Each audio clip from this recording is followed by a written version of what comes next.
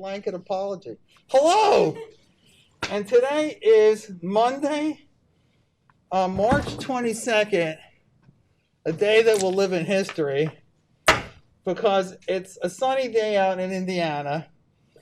And this is ECE 637, Digital Image Processing 1. And today we're going to start the human visual system. I did notice I get a lot of emails, so sometimes sorting through all the spam takes a little while. But I noticed a couple of emails of people who had questions about the exam. So did I hand back the exam on Friday? Or is that like, sometimes I lose track of space and time. It was Friday. It was Friday, right? So I think, I almost hesitate to say, okay. So if you have questions about the exam, obviously you can email us. Okay, I'll say it. I actually enabled a regrade feature until 5 o'clock today, okay? But let me just say, I'm not a big fan of regrades, okay? So if you're just fishing for points, don't waste your time. We'll talk about that too, because I'm extremely picky. I mean, I'm very, so like, it's there if you think there was, like, if like the scores aren't added up incorrectly because it's done on the computer, so that's not a problem. But if you think there was some egregious thing, like we missed your answer or something, but if it's like you arguing that what you did is more valuable than we think it is, then you're not going to win that article, okay? Because I'm like, yeah, it's not a democracy, okay? So don't waste my time with that kind of nonsense. But here's another thing: if you did something and you really feel bad about it and you want to get some input on how you could do better next time, email us about that, okay? And here's the other thing: I think sometimes people, everything's on. This is graduate school, okay? It's not supposed to be easy. So if you didn't do that well, you just, pick yourself up, dust yourself off, and go and do the next exam, okay? The number one most important thing is to make sure you understand the answers to the problems. Because I think what often happens is students, like, they give some kind of answers, they get the exam back, it's marked wrong, and then they go, oh, and then maybe they like skim the solution, so maybe they don't even do that. Go back and make sure you completely understand the answer, okay? This is like the fast and the slow thinking. Yeah. Did you post the answer? Yeah, right? It's been posted for a long time, hasn't it? Where It's like the 637 actual website. I can actually go and show you. But on the website, I posted the exam. The exam, because it's Gradescope, it's hard to post. Because Gradescope, nothing against Gradescope, because I appreciate the fact that somebody took the time to write the code, but it's not a very well-developed piece of software. So it doesn't produce like a printed version, a formatted printed version of the exam. So there's something I can print out, but it's kind of hard to understand. But Wenry made up a set of solutions in which he formatted in LaTeX the problems. So you can look at the solution, it states the problems too. And it's on the web page. Do you want me to show you where it is? What I can do, it takes a little while. This computer, Purdue, I'm sure they traveled the world looking around to see if they could find searching for the slowest Windows machines they could possibly find. So it takes, oh my gosh, it logged in. Oh, okay. It's making a liar out of me. Okay, usually it takes like a half an hour to log in. So let's see. Course notes, okay. Oh, maybe I was still logged in from a previous time or something. Okay, exams, right? And here it is, exam solution 1. Yeah, you see? I thought it was last year. Well, it was. I updated it. So after the exam, I updated with solutions. And I actually did that like right after we took the exam. Or it got done soon after we took the exam, let's put it that way. So all the exam solutions are here. I'm sorry, I should have sent an email. Hey, Wenry, can you send an email alerting people that the solutions are here? Yeah, sure. So the number one first thing to do if you had a problem, if you did something wrong, is to go and study these solutions, okay? And when I see study, I mean really understand. Can I do this? No, it won't work. Never mind. Really, I want you to really understand it, okay? I was going to show that ridiculous video. Okay, I'm going to have to show the ridiculous video in class, but I don't have a link right now, so I have to find the link, okay? Okay, so you need to focus. Really study the problems. If there's really something you don't understand, and then if you have a question, don't just email us and say, oh, I didn't understand it. No. I want a really, really specific question. Like I really studied this, I thought hard about it, but I'm really tripped up on this step. I don't understand. How did you get from here to here, okay? Those are the questions I love, okay? Because those are well-formed questions in which you've really thought about it, okay? So the first thing you have to do is you have to do it. You have to think about it, okay? All right? Any questions about that? I'm looking at you guys, not because I'm picking on you, only because you're one of the few people who give me feedback. Okay? Thank you. Okay, I'm looking at other people who give me feedback. Okay? Any other questions about that? Also, I guess I can meet with people on Zoom if I have to. I hate doing that. It's for people who can come to class. It would be nice if you could, if you have questions, just meet me after class too. Okay. Okay. All right. Yes, but we could do the Zoom thing if that's the only alternative you have. Okay. Okay. The next section is the human visual system. Okay. Oh, actually, you know what I'm going to do? Since I have the computer up anyway, I'm going to use it because it's actually better for this case. Usually I don't do it because it takes a little time to bring it up. Notes. Okay, this is my favorite.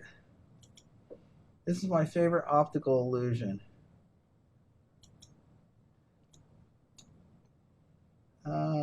Open image, save image.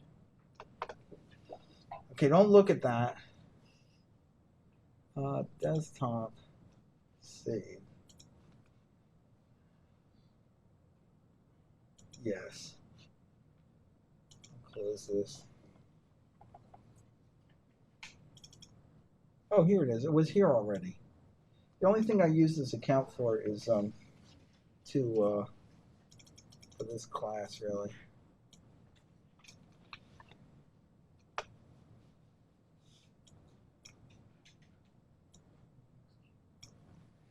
What's it doing?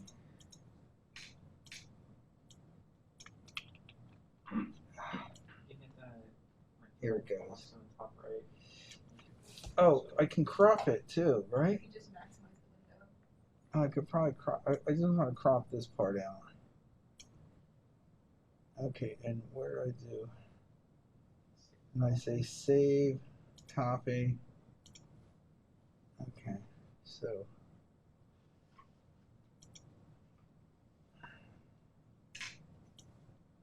This is a little painful.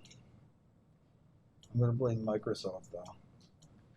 Never take responsibility if you don't have to. Unless you're the person taking my exam, then you need to take full responsibility. Okay.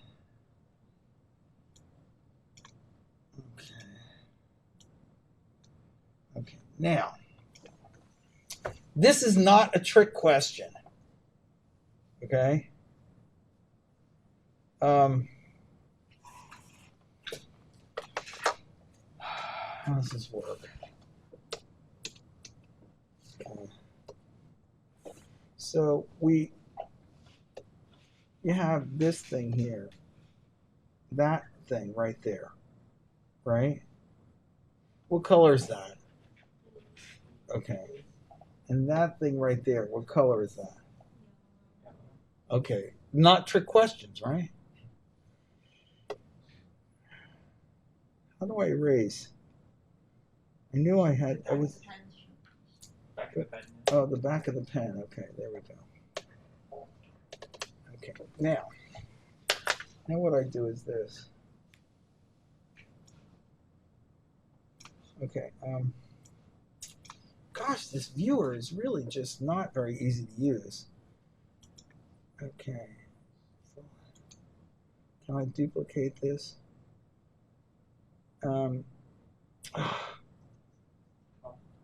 Is it like how do I do? I can copy. Right above it. I probably Control D. Oh no, that was not good. You have a Shoot. copy of it right above it. Little icon here. Oh right, but I just deleted that thing accidentally. Is it in the? Oh yeah, here it is. Okay. I don't use Windows is the problem. Okay. How do I duplicate something? Double click on it. Huh? Paste. Double click on it? Copy paste. Oh, copy paste. Over here? Down. Cut it down. Yeah. Copy. Yeah. Hit the Copy. And then you can click on the paste. Ah, here we go. So we'll do this. What's really annoying is I can't redo this without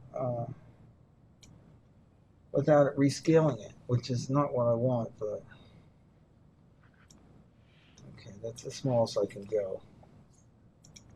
Don't you really appreciate the fact that it decides what you should be allowed to do?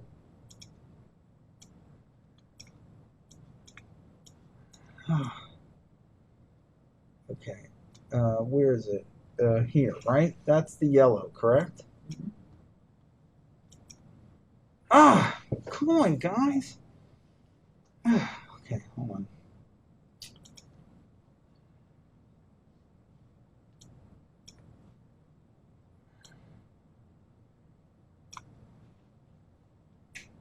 Gosh.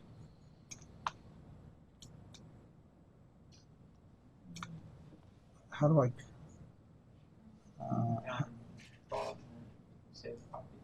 Is that what you want to do? I guess so. It's not really what I wanted to do, but I guess I'll go with it. Small.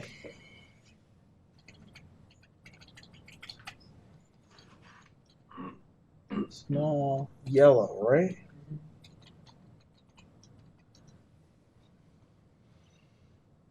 So small yellow should be here somewhere, right?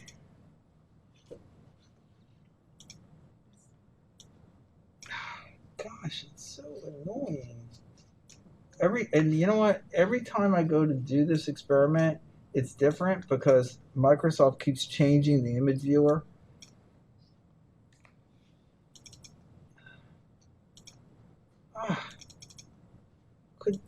Okay. This is just the worst image viewer I've ever used. I could only do it in Word. Is there another image viewer? Gosh, this shouldn't be so difficult to do. Edit photos? You could use Microsoft Paint. Okay. Maybe. Oh, can you come up here and do this for me? It'll be infinitely less painful. It just might be better. Is Word just like not on? That's You not how I spell Word. There we go. Oh, open as a Word document. There you go.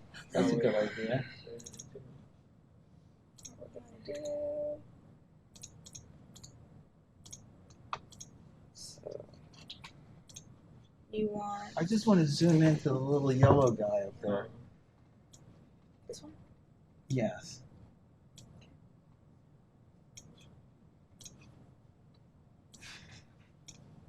Right. Keep zooming in. Actually, this is better because you would have thought maybe I was like Houdini and I cheated. But the studio audience participant here is randomly selected. How do we keep, can I crop again? Mm-hmm. So go to format.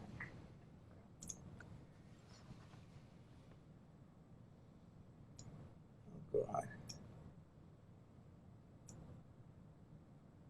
Okay, that didn't work. Hold on. I picked the wrong one, I guess. That's blue, right? Okay. So I asked the wrong question.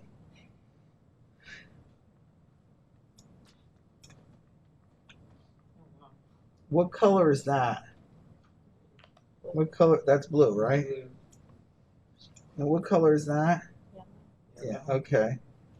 Now, can I duplicate that image again? Mm-hmm. You see where I'm going with this? Mm-hmm.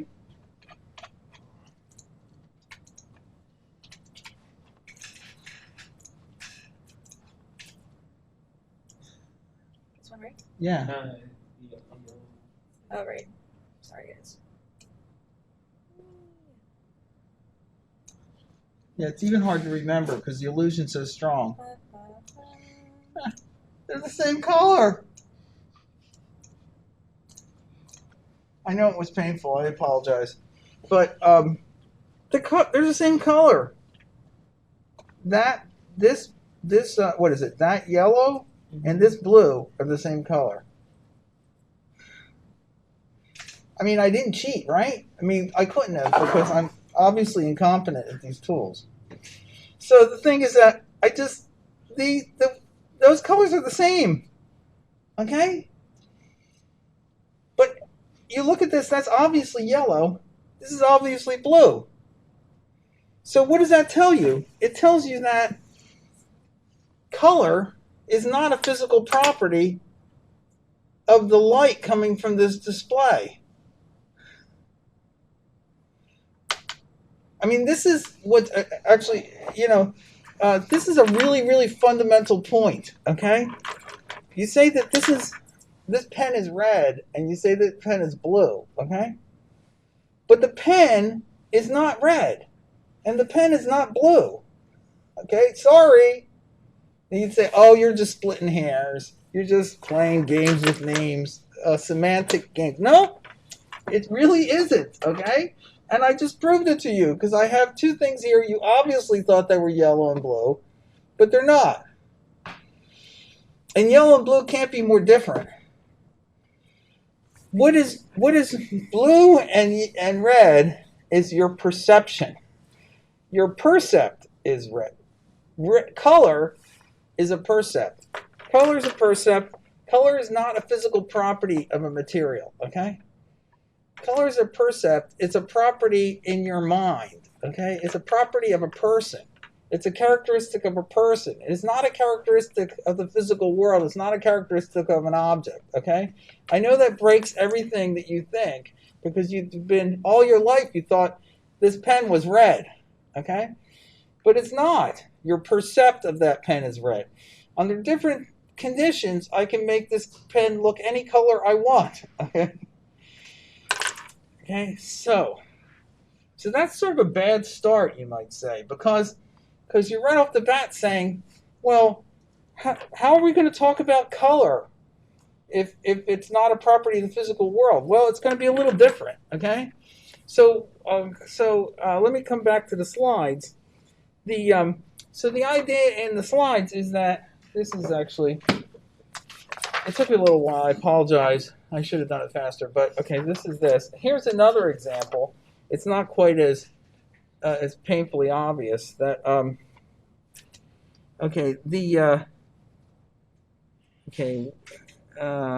what is this supposed? Oh, the A and B. Oh, you need to. Well, actually, maybe I can go back to the computer. Just a minute.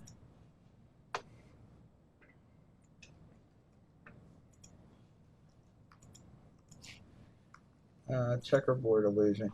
So here you'd say, which is brighter, A or B? B is obviously brighter. A is obviously darker, right? Except for it's not.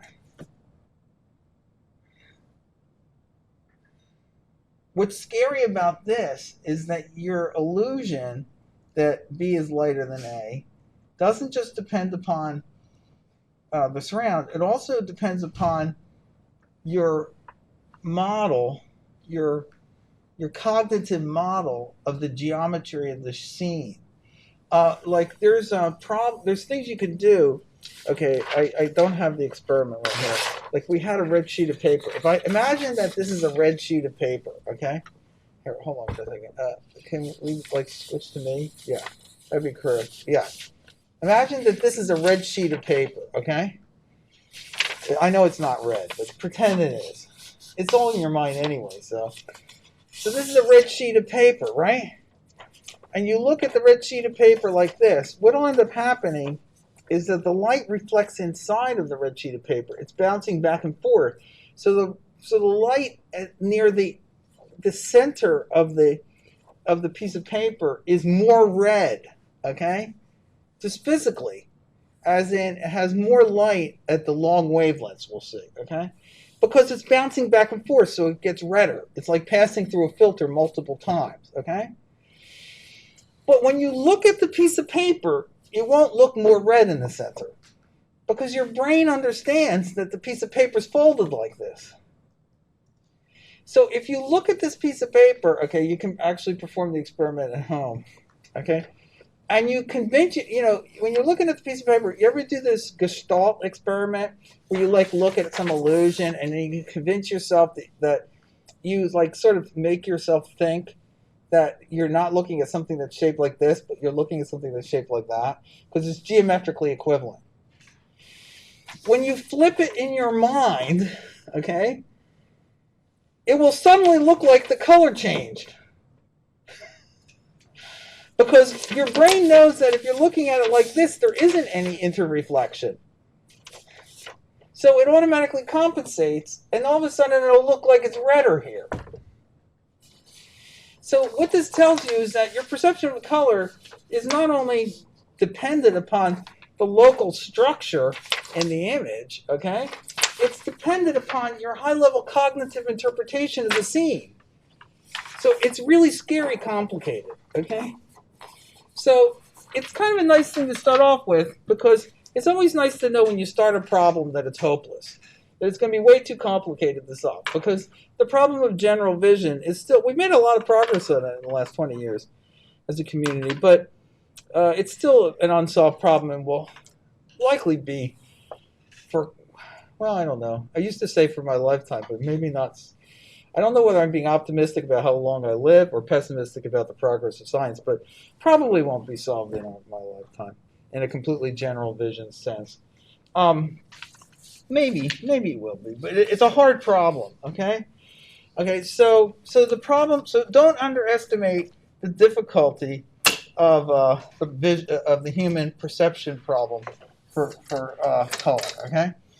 Now, okay, so now what we're going to do is we're first going to talk about achromatic color vision, and then we're going to talk about chromatic. But the key idea is this, that you have a scene.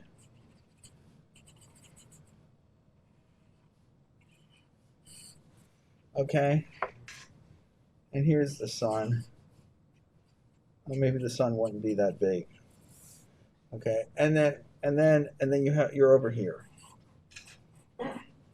Okay, and then we might reduce the scene. We might also reduce the scene to like something we display on a TV or a stand, right? On a display. And the question, one of the most fundamental questions, I mean, there's a few questions one can ask when a person looks at a scene, okay? One question is, what do they see, okay?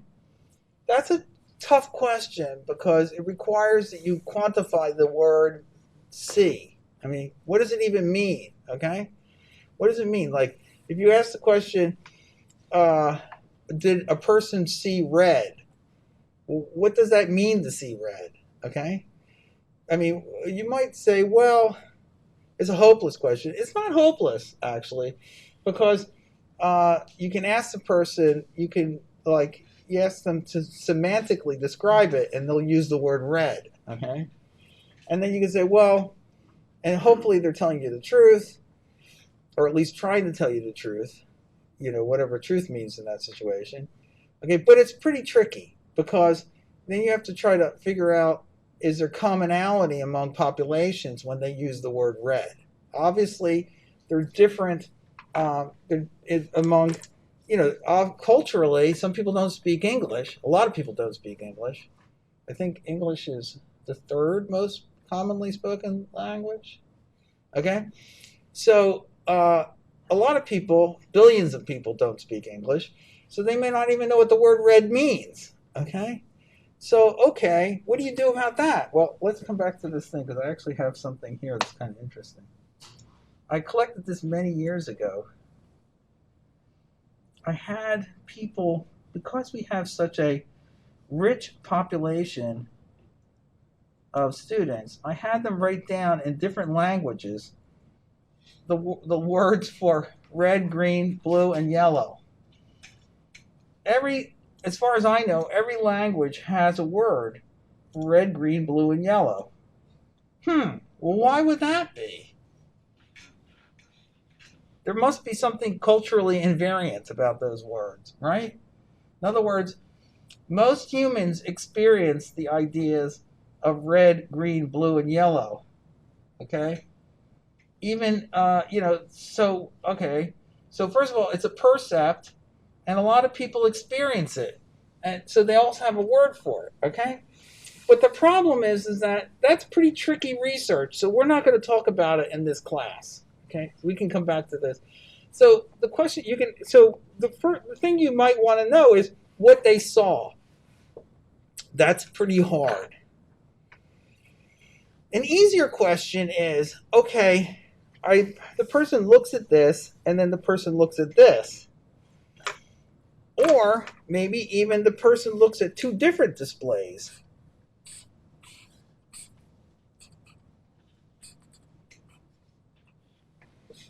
Does the person see the same thing? I mean, what they see, it's hard to know. But at least you could ask the question, do they see the same thing? Well, you can find out if they saw the same thing in some different ways. The easiest way is to ask them. They could say, did it look like it changed? Okay? If they don't see any change, then they must look the same. So basically, what's much easier than understanding what a person sees is just quantifying when it's the same. So that's so-called color matching. And by the way, the simplest thing to show is just something which is all uniform, okay? Or maybe all uniform actually doesn't work out so well because humans can only perceive changes in things. So you have to have either a change in time or a change in space. So you might have like a dot, a big round dot in the middle of a field of uniform background, okay? And then ask what, so color is a percept.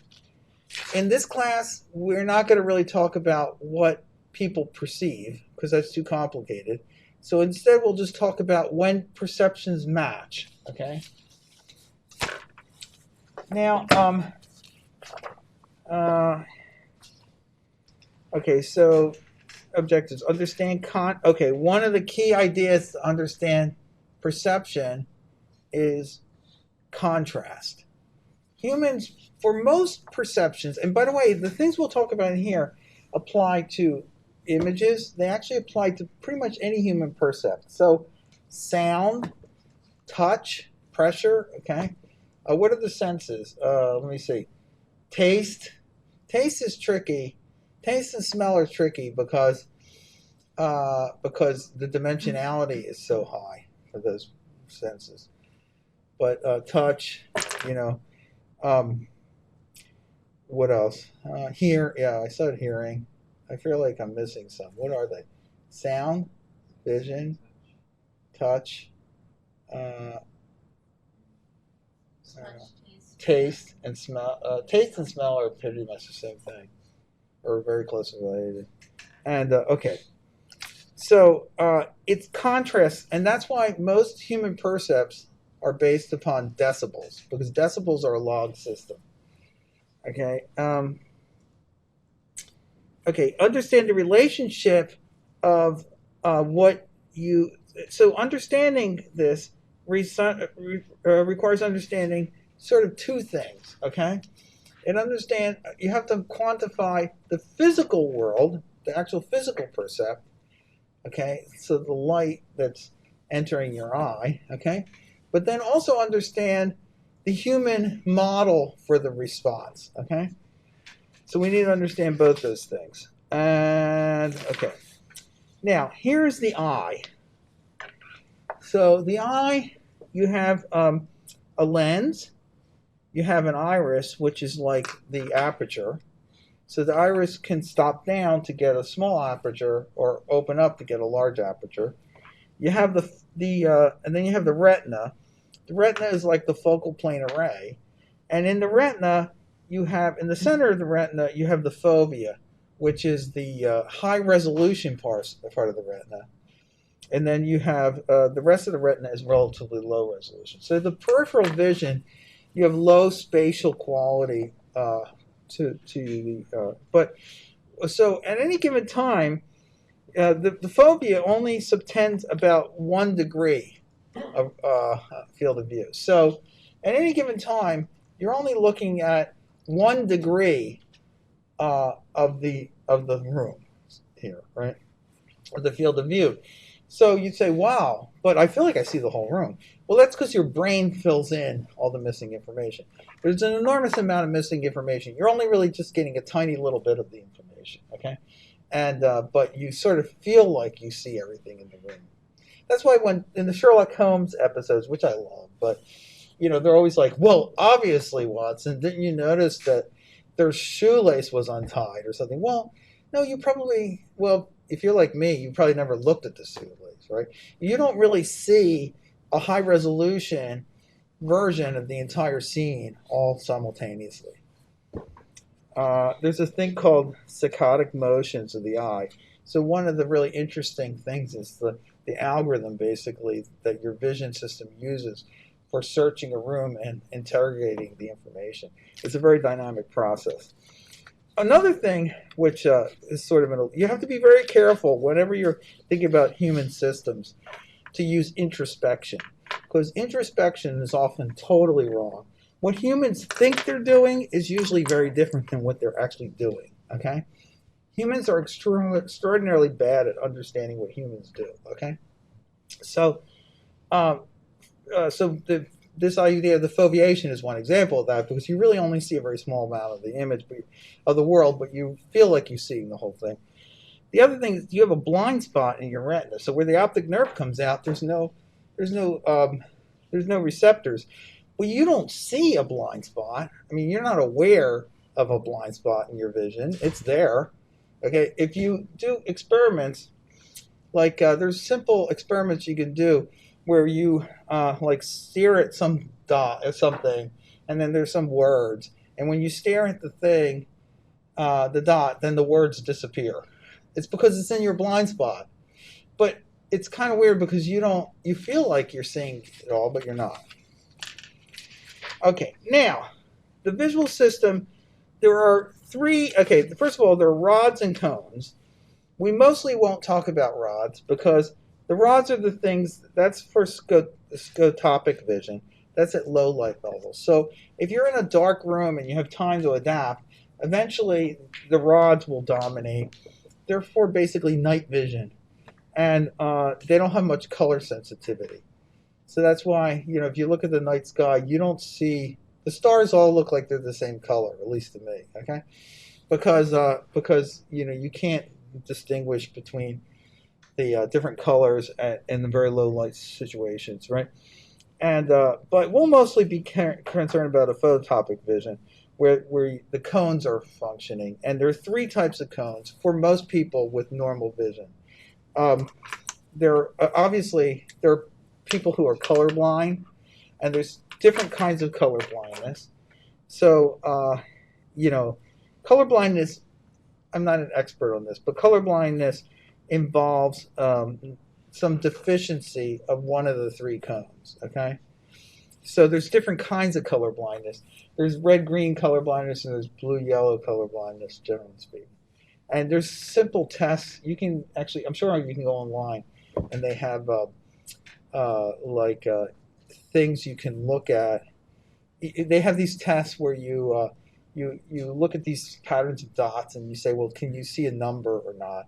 And if you can see the number, it means that you don't have the color blindness in that way. If you can't see the number, it's because you can't distinguish certain colors. So, and you can test for that because a lot of people find out that they're colorblind pretty late in life, okay? You might be colorblind and not realize it, okay? Because humans compensate for it pretty effectively. And it's not a completely binary thing because what happens is that, your color sensitivity may be diminished in certain ways. And of course, if none of the cones work, then you're just, it's regular blindness, right? So you have variations. I don't know if there's any known cases of people who have like hypersensitive vision, like for instance, if they have like more than 3 cones. I don't know if that exists. I don't think it does. I haven't heard of it, but maybe it does. Okay. And the other possibility would be that there are people who have abnormalities, as in, like, for example, they had an accident of some kind, right? So that they're, I knew a guy who had an accident and his lens had been removed or something. And of course, people get their lenses removed like if you have cataracts. Older people get cataracts, and then the lens becomes like yellowish, so it'll shift the colors, okay? And or they might have them replaced, but I think if they replace them, they try to match them to the natural colorations. So the point is that you can have some variation in people, okay? They're not all exactly the same, but they have these sort of standardized color responses, spectral responses for the 3 different cones. And you might think of them as being blue, green, and red, or red, green, and blue, but it's really not a good way of thinking about them. It's better to think about them as long, medium, and short, okay? Because, well, first of all, we'll find out that it really doesn't make any sense to talk about a sensor as being red, green, and blue. The sensor isn't red, green, and blue. And also, even if you did assign some meaning to it, these responses wouldn't match to it. So in other words, if you took sensors and you matched them to the spectral response of the long, medium, and short cones in the eye, and then you took the outputs of those sensors and formed a red, green, blue image from it, the image wouldn't look very good. It wouldn't look like it wouldn't look like the colors were accurate. It would be way off, okay? Okay, so long, medium, and short. And now, the other thing to keep in mind is this. The short wavelength, which is the blue, okay, I just said what I told you not to do. I called it blue, right? Okay, well, you know what I mean. So the short wavelength cones, the density of the photoreceptors in the retina is much lower. So the spatial resolution for the short wavelength cones is much lower. And in general, the sensitivity is lower. There's sort of a logical reason for that, which is that the lens, what happens is that, we talked about this before, that lens has a focal length, right? But the focal length for a lens is going to typically be a function of the wavelength.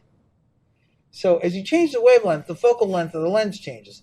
By the way, that's why they use mirrors and telescopes rather than lenses. Well, first of all, a lens and a telescope would be like massively, it would be huge, like very difficult to make. But also, you always get what's called chromatic aberration in a regular lens because the focal length is going to be a function of wavelength. In a mirror, you don't have that problem because it's actually creating a literal delay. So mirrors don't have that problem, but lenses have that problem. You can do what they do. You can compensate for chromatic aberration. So if you buy an expensive camera lens, it will have special coatings and compound lenses. That's why you pay $10,000 for a lens on a camera, because it has special things in it that will compensate for chromatic aberration. But the lens in your eye isn't that sophisticated. So actually what happens is that the blue is out of focus, okay? Whereas the green and the red maybe. So what ends up happening is there's not a lot of advantage to having super high resolution retina if the light's out of focus at that wavelength anyway. So that's sort of a natural adaptation. Okay, so now I gave you sort of an introduction to color, but now we're going to forget about color for a little while and talk about achromatic. Now, humans don't really see things achromatically; they see them chromatically. So everything, a little bit of all my discussion of this material, it's a bit of a chicken and egg issue. I have to start somewhere, make some assumptions, explain it as best I can, but hopefully when we get the whole thing done, then it'll fit together and you'll see that it's sort of a self-consistent concept of model of health. Vision works. Temporarily, just imagine that humans only see black and white images, whatever that means, okay? So they're just achromatic. And what's going to happen is that the light is measured in units of wavelength as opposed to frequency. Just by convention, people measure light, the wavelength of light. So wavelength starts at 400 nanometers, and the visible light goes from 400 nanometers to 700 nanometers. So 400 nanometers is equivalent to 0.4 microns. A micron is about let me see, what's the thickness of hair? Well, it depends, because some people have thinner hair, some people have thicker hair. But typical hair might be, I could be off by a factor of 2 or 4, but it's around, I think, 20 microns, okay? Actually, we could do an experiment.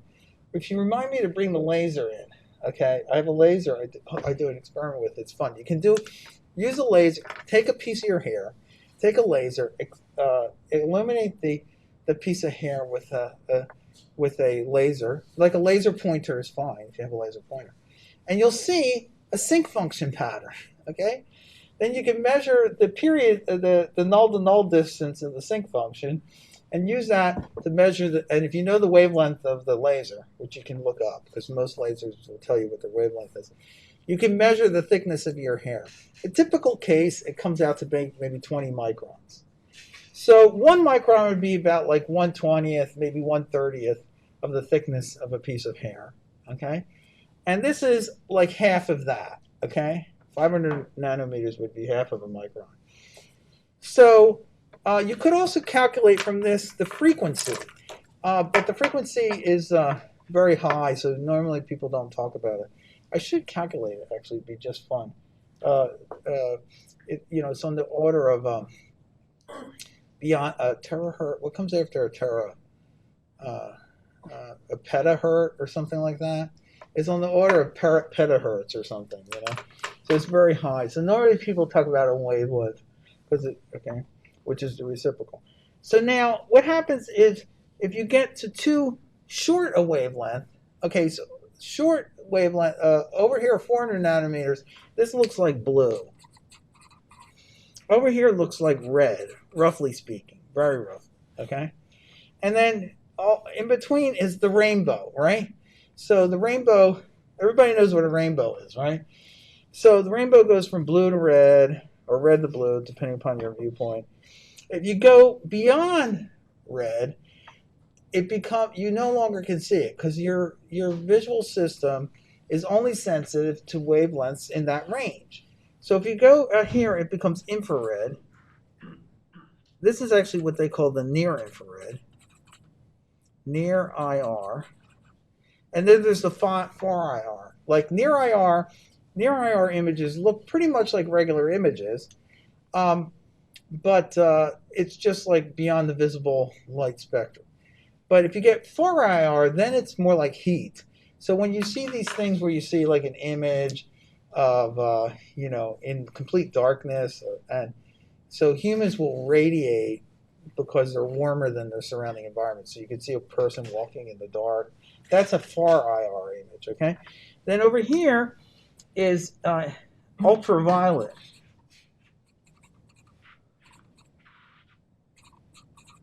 Okay?